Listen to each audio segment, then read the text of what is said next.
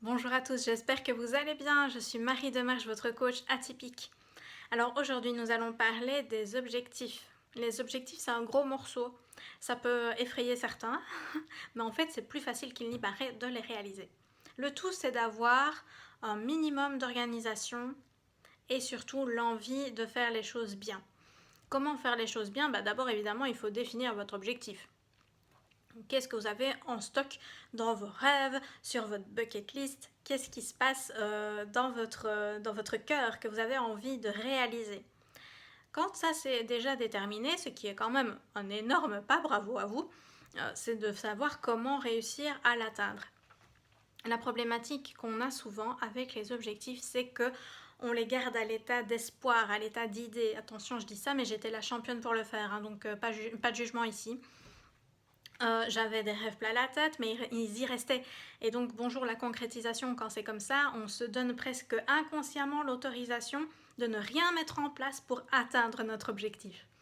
Le but, évidemment, c'est que quand on a des envies, des rêves, des vraies choses à accomplir, eh bien, le mieux, c'est quand même de réussir à atteindre ce but, à réaliser cet objectif ou ce rêve.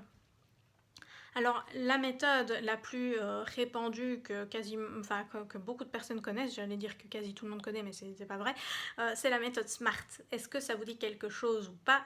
La méthode SMART, c'est ce qui explique qu'en fait un objectif sera atteignable s'il suit une certaine logique qui est qu'il soit spécifique, donc quelque chose de clair, de défini, qu'il soit mesurable, pour savoir évidemment si vous avez atteint votre objectif, vous devez savoir en matière de quantité ce que vous devez atteindre.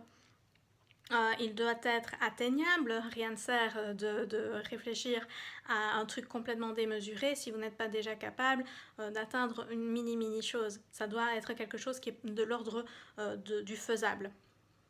Ça doit être réaliste, donc ne parlez pas de décrocher la lune parce que ça n'est pas réaliste. Et ça doit être aussi temporel, dans une butée de temps, pour que ça vous donne un engagement et un élan pour l'atteindre. Et ça, c'est super important. Vous savez, justement, quand on garde un objectif dans la tête, il peut peut-être être spécifique et bien défini dans notre tête. Il peut être même mesurable, on sait exactement ce qu'on doit faire. On peut se dire que c'est atteignable et que c'est réalisable, super. Mais si vous ne vous mettez pas une butée de temps, jamais vous n'y arriverez.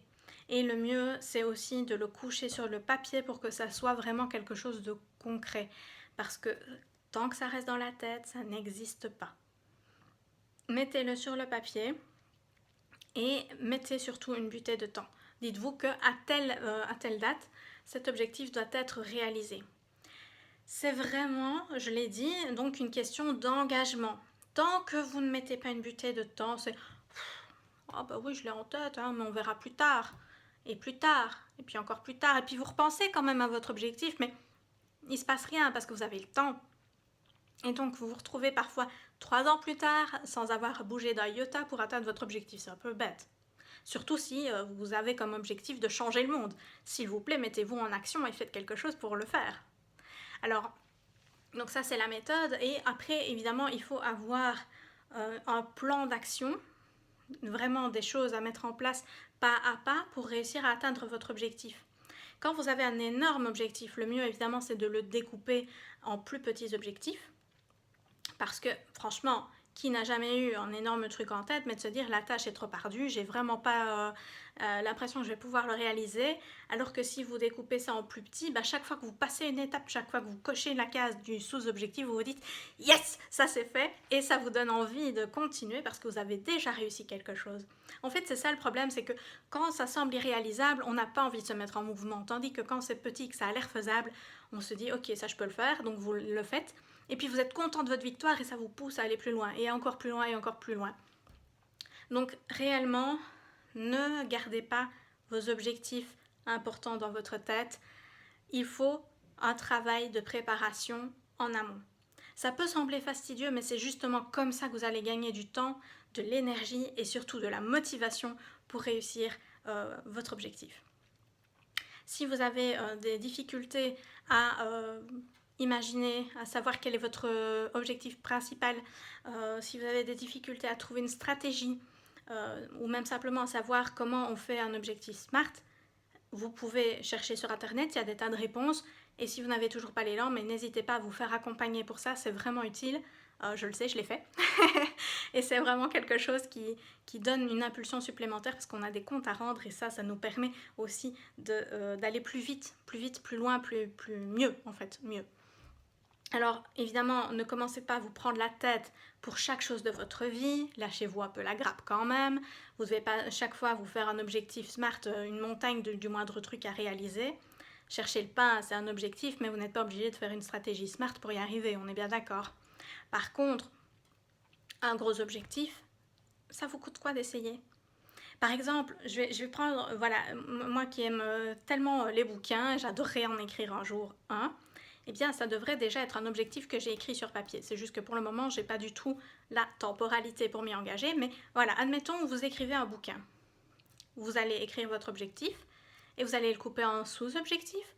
Parce que ça, c'est énorme comme truc quand même, écrire un livre.